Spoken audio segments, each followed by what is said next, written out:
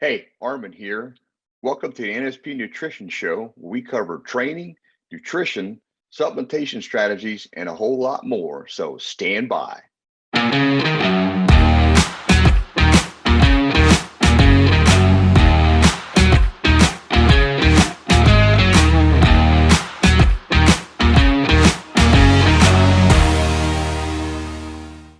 Hey, and welcome to the NSP Nutrition Show. I'm Armin Eckelbarger.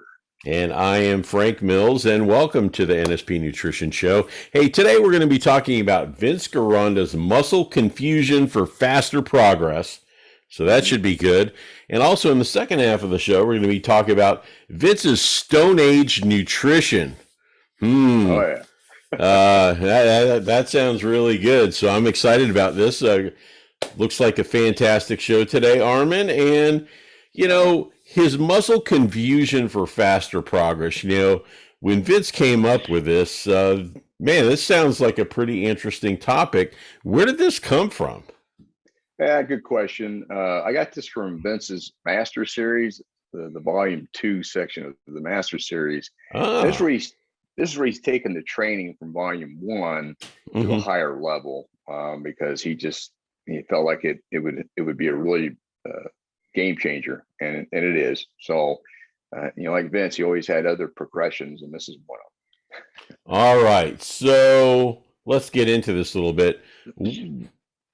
For the content that you reviewed and you read, what did Vince suggest in this plan?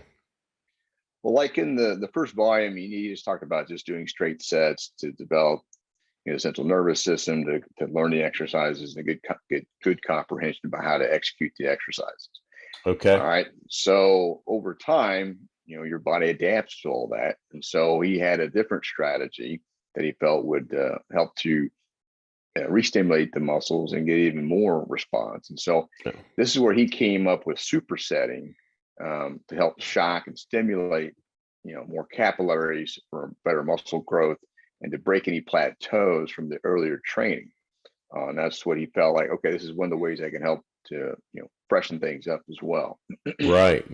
Well, you might want to clarify because, hey, not everybody in our audience may be as experienced as you. Maybe some just as much. Who knows? Hey, but, why don't you clarify exactly what a superset is for everyone? Well, now there's different ways to explain supersetting, but this is Vince's way of explaining. Okay. So, okay. This is where you're training opposing muscle group. You do exercises that are going to train opposing muscle groups. So like a push-pull type of strategy. So like, for example, he was big on doing a back movement with the chest exercise. The back, you're pulling, the chest exercise, you're pushing. But like I mentioned, there is other variations. We're not going to get into those at this point, but this is just basically doing opposing muscle groups to get more intensity into your training.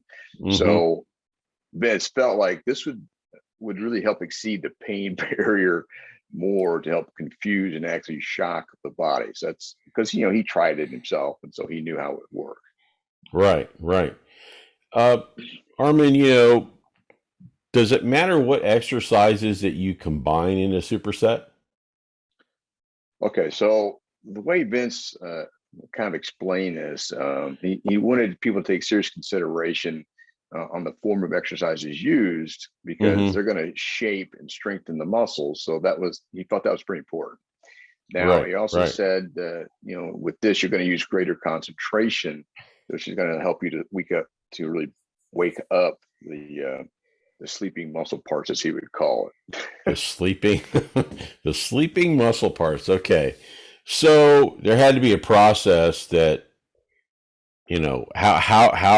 how do you determine what exercises to combine? Did Vince have a process to do this?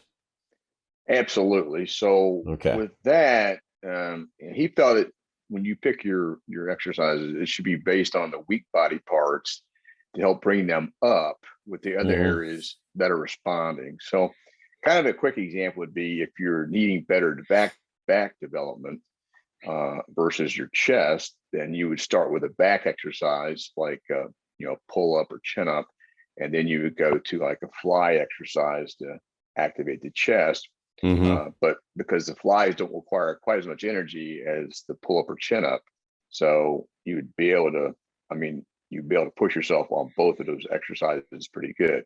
So another example would be doing a row movement in presses, like some bent rows, dumbbell bent rows, and dumbbell presses as another example. So these are just different ways you approach it. Now, if your chest is weaker, then and your back stronger, he would have you do the chest exercise first and then go to the back exercise.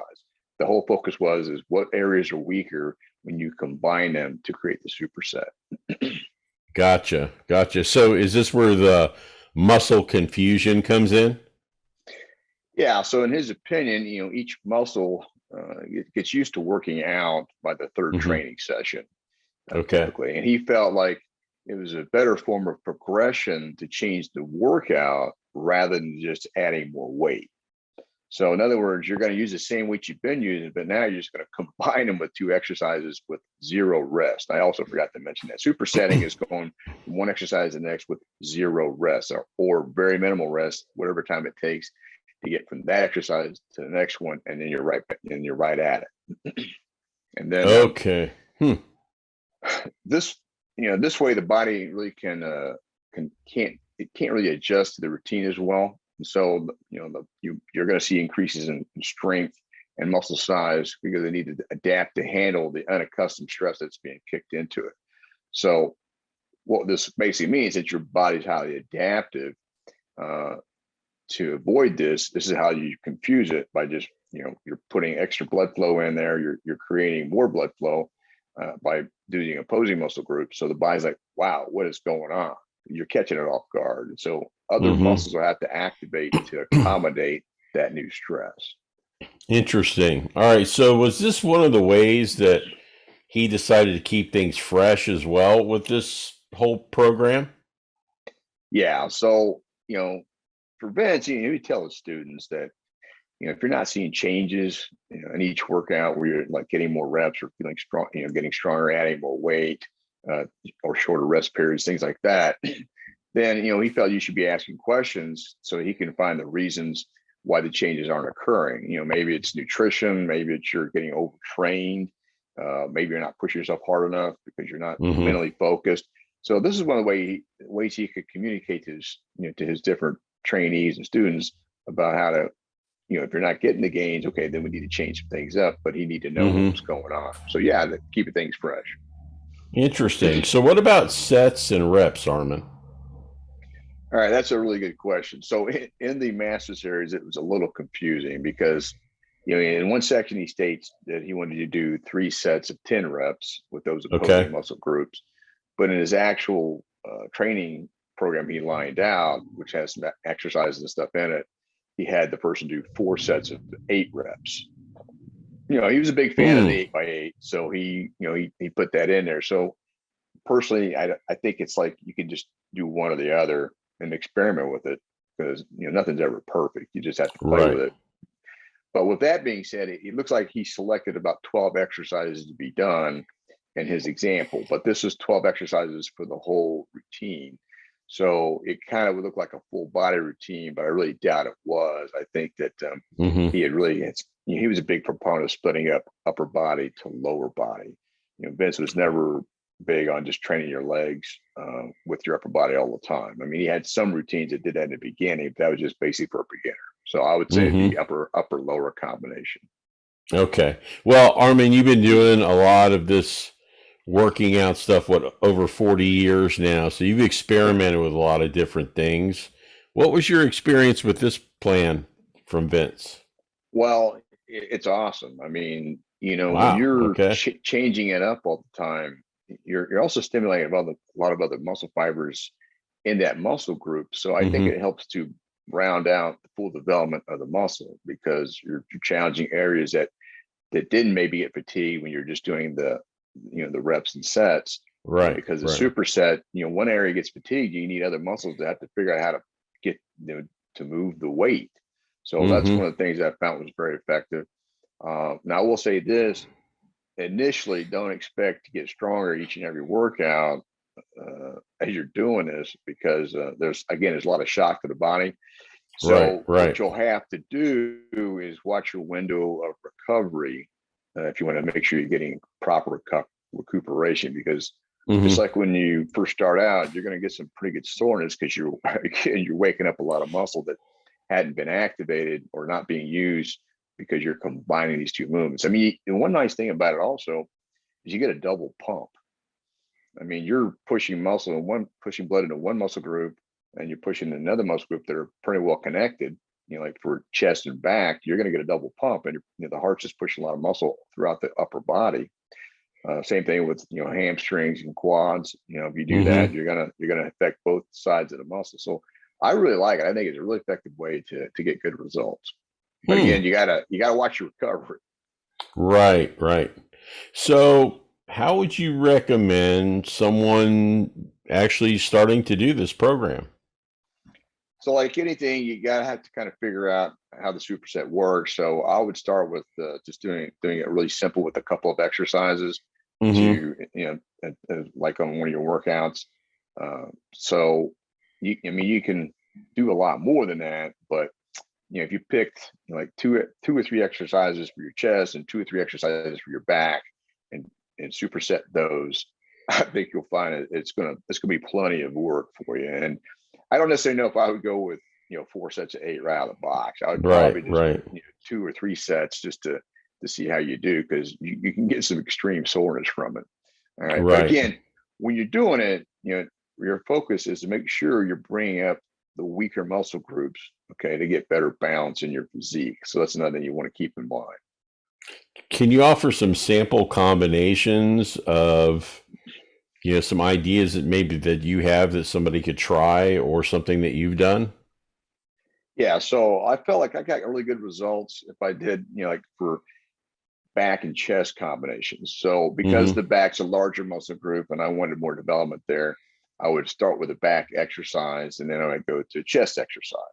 Like I mentioned before, you get that double pump. So Right. uh, a good combination for me is if I did a row or chin exercise, which is pretty hard exercise to do because you also Hmm. want to use heavy weight. Then I would go to pec deck to just isolate the chest fibers. Okay, so Gotcha. then I'm Gotcha. getting that both areas stimulated, and I'm getting a lot of energy to my back because the pec deck doesn't require as much. But then I'll go to you know pec deck or flies would be the combination. So that was one Hmm. good combination. But you can also do a row movement and then presses. It's just that the presses are typically going to go heavier, so that's another thing that will it'll fatigue you a little quicker. But I still got good results with that. And again, you got to pick your different movements you're going to do. It could be machines based as well. It's not a problem there. And then Hmm. like for the arms, man, I tell you, for the arms, it was great because you just get that double pump in your arms. So Hmm. I would do a close grip bench press with straight bar curls or drag curl. And I mean, you're really challenging the body. The biceps are small muscle group, so I would start with the close grip bench press and go right to the bicep movement. Hmm. And then you're just and then you would do push downs and then go with maybe a preacher curl movement, things like that. So you're picking these opposing movements, and then it's attacking that muscle. Now for quads and hamstrings, you do like a hack squat and you go right hack squat or leg press, and you go right to leg curl or stiff leg deadlift. One side's pushing, the other side's going to stretch and pull. So you get a good double pump with that.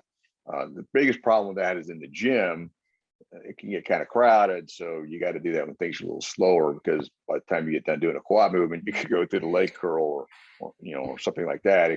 Somebody could be on it. So Hmm. that's one of the bigger challenges when it comes to supersetting with certain muscle groups. Because you have Gotcha. other people in the gym. Now, if you're training at home, not a big deal. But there's a lot of other combinations, But like for shoulders, I do more of a pre-exhaust strategy, which is similar to supersetting, where I just do laterals and then go right to the regular presses. An Hmm. example there, but again, there's no rest between. So that's not the same, but it is somewhat similar in concept. Well, Armin, a lot of great information as we wrap up. Any final thoughts? Well, at this stage of my training, the way I do things, I'm always changing my combinations up. So I'm not really doing a lot of the same things all the time. I've been doing it for 40 years. So it gets a little old after a while if you keep doing the same type of thing. So Right, right. to keep it fresh for me and also for my clients is I like to change it up a lot. So Mm-hmm. and with using my app, they can track that particular exercise and see how they're going and how it's improving. So that's another good thing is to track the results so you can see, okay, am I getting stronger? Am I getting more reps? Things like that. So that's another thing. But at the end of the day, if you haven't tried it, you get a good try uh, and learn more about it. The Master Series, he has actual examples in there. So if you want to get that publication, you can do that, or just start picking your own exercises. Or if you want to leave some comments, I can give you some feedback from there. But I think you'll like it, and the pump you get is in the beginning is pretty intense. So it's really cool because like I mentioned before, it's like a double pump because when you pump up one muscle and you pump up another, it's a new feeling. Well, everyone can check that out on nspnutrition.com. And speaking of NSP Nutrition, we're going to take a quick break. So stand by for a quick word from them, and Armin and I will be right back.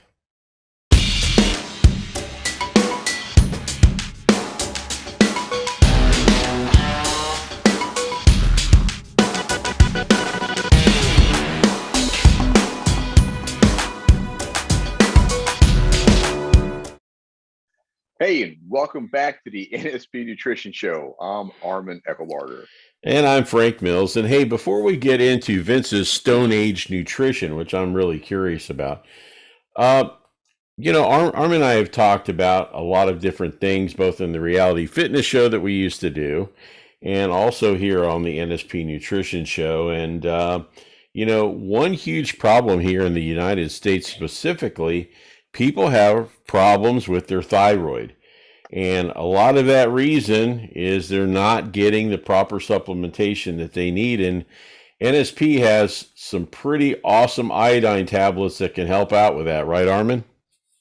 Yeah, I mean, most people aren't not getting enough of that because it's not in the soils. It's like it used to be, and if you're not eating a lot of seafood, which most people Mm-hmm. aren't, you're not getting the right amount. And so, if you just look at the Japanese, they have a lot of seafood, so they get a lot of iodine in their diet, Mm-hmm. and they Right. virtually have no thyroid problems in that country, as an example. So, having some iodine is great to keep the gland working and functioning at a high level. And when that happens, you're going to burn more energy, you're going to burn more body fat because it helps kick in your mitochondria. And again, it helps control your body temperature. You want to keep your body temperature at where it needs to be. You don't want it to slow down because that slows down the metabolism and your energy. So, yeah, definitely something that you should consider in your supplement program. And I'll tell you what, for a supply that they offer on NSP Nutrition for $17, you can't beat that. It's a great supplement. I've been taking it for well over a year now, and it has worked great. So, encourage you to check it out on nspnutrition.com. All right, so let's get into this Stone Age nutrition plan. This is kind of a little funny because I had this immediate image of this caveman with a club, right? So where exactly did this come from, this idea, Armin? Well, this is another one that came from the Master Series, so Okay. I thought it was pretty interesting too. I was like, wow, Uh-huh. and I never heard of it, so I was like, this is a good eye opener. Well, so the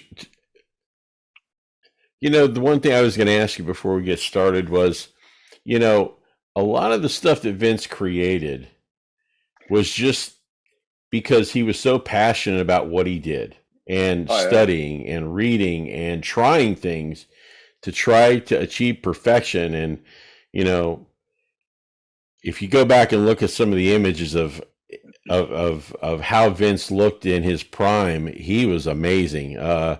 Just oh yeah. in just fantastic shape. So, all right, so back to the Stone Age nutrition plan. Where can we start on this, Armin?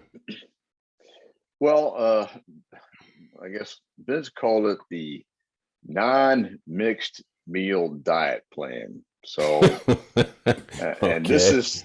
this was to help for optimal digestion, Okay. absorption, utilization, and elimination. So he just broke things down, but it is also from studies that he did. He studied a lot of stuff, and he had Mm-hmm. good people he got information from. But in a nutshell, it's a constructive meal plan based upon non-mixed meal. Okay, so and it's based on some sound physiology, and then it's no way connected with any form of what he would call good fatism, which basically means fad diet. So it was based on good science and physiology. Well, it's some good information. Can you elaborate a little bit more? Okay, so this is basically the indiscriminate mixing of basic food elements. When you mix carbs and protein, this is Mm-hmm. going to, what they found, that predisposes a faulty digestion of either the carbs or the protein. So Vince said that in the book that the findings have never been disproved. So this is really interesting, and you don't hear about this at all. And Mm-hmm. they have been improved upon by subsequent research. So during his time when he was alive, is when he found about this and saw it only get better. So and again, as we talk about this, you're going to learn some pretty unique things that he also learned. Well, you said it was at the time actually based on the research. What did the research say back then? All right, so Vince, basically the physiologist at the Mm-hmm. time agreed that each food only excites a specific gland or glands, and then which to produce digestive juice. That they also influence the rate, duration, and total quantity of the juice flow, as the technical terms that he put in the book. Okay, but this is just Okay. talking about the digestive system. Gotcha. Gotcha. All right. So were there certain rules to follow then, Armin? Oh yeah, and that's what we're going to talk about. He stated 4 basic rules regarding improper food combinations, which is I thought was pretty fascinating, and I got to Hmm. agree with a lot of it since I'm playing with this stuff all the time. So Mm-hmm. So I guess we should start with what? The first rule, rule one? yeah, that makes sense. So Okay. rule 1, it was you do not combine concentrated carbohydrates, okay, with concentrated protein in the same meal. Mm-hmm. So the way he broke this down is proper protein digestion requires a high quantity of hydrochloric acid, okay, and a high quality amount of it in the flow of the stomach, because you need that to Mm-hmm. help break down the protein. He always talked about hydrochloric acid. It's a big deal. But carbs preclude the digestion of protein, which stops the flow of hydrochloric acid. So when you have some carbs mixed with it, you're going to affect the hydrochloric acid levels, and it would stop it from 1 to 2 hours. So when that Hmm. happens, this is and this is probably what, just so you know, this is probably why they had diabetics try to eat their protein first before they Mm-hmm. have any carbs. Okay, and this is typical in a diabetic diet. My dad had diabetes, so Mm-hmm. just to kind of bring that up. But the acid will then begin to flow at a time because the concentrated carbs get in the way. Then it'll partially, and when it does the flow, the partially digested content, basically in a nutshell, uh, has already started to move down the small intestine. So you Mm-hmm. don't get all the digestion that you want. So what this happens is, because the hydrochloric acid is coming after the fact, this is what causes severe discomfort in the form of gas, heartburn, and basically hyperacidity. So Mm-hmm. with people who are struggling with their digestion, this is something they need to take a hard look at. And again, Wow. this one, Hmm. number one rule is don't combine concentrated carbohydrates with concentrated protein. So that's rule number 1. Really good, Armin. Okay, so let's move on to rule number two. All right. So then this one is not to combine concentrated starch with concentrated protein as well on the same meal. Mm-hmm. So because starch is a really alkaline medium, that's how it's got to digest, while protein is digested in an acid medium. So again, you're combining these. So if both are combined at the same meal and the protein is well digested, then the starch will only be partially digested. and the residue from that will promote a fermentative type of intestinal bacteria.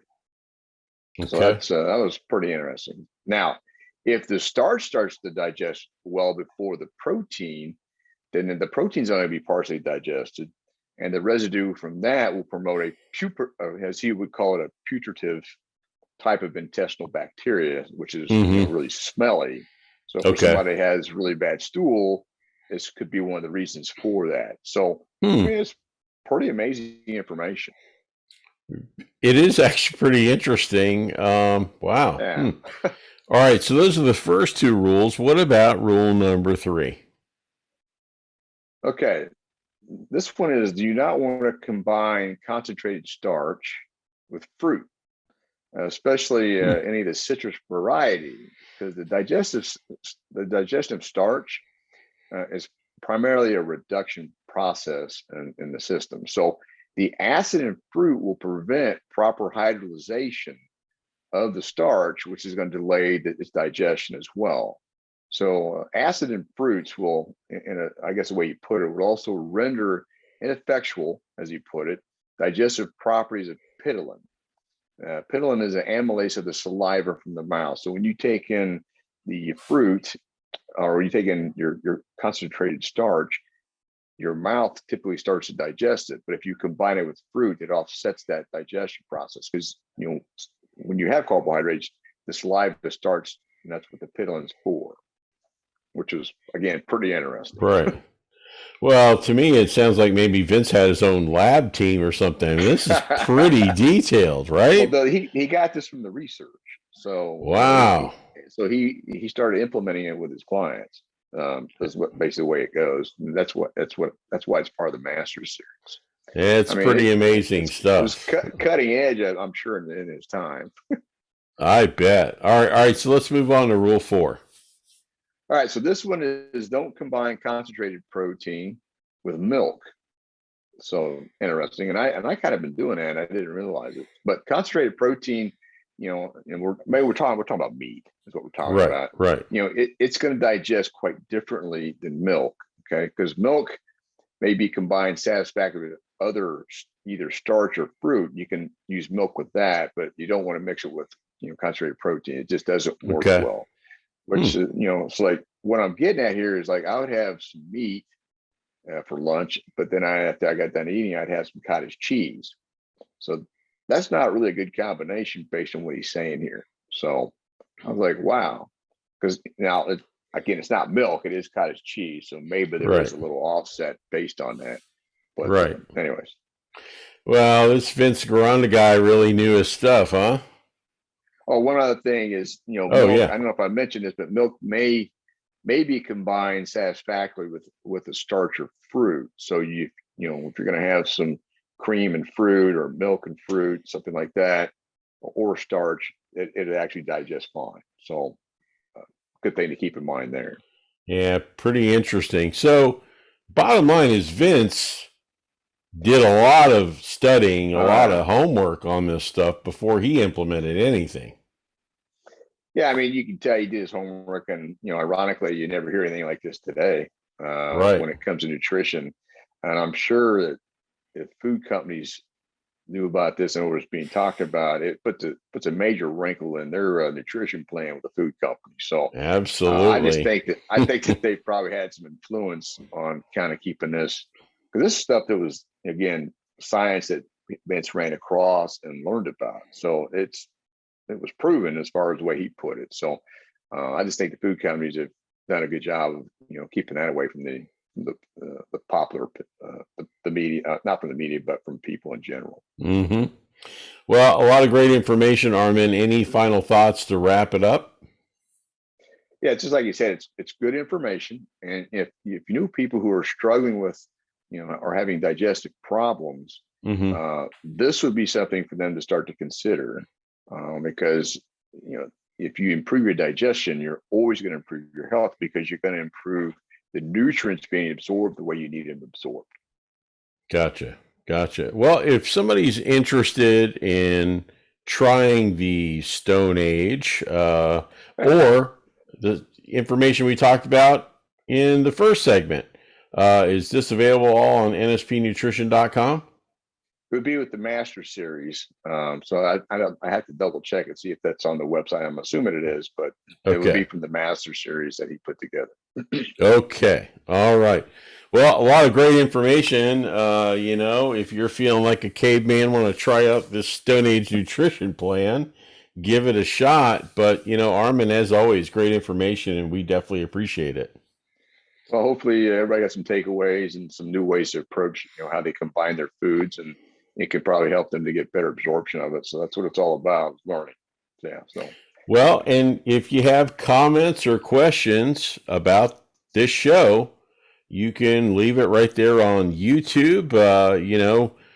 You can email us, support@nspnutrition.com.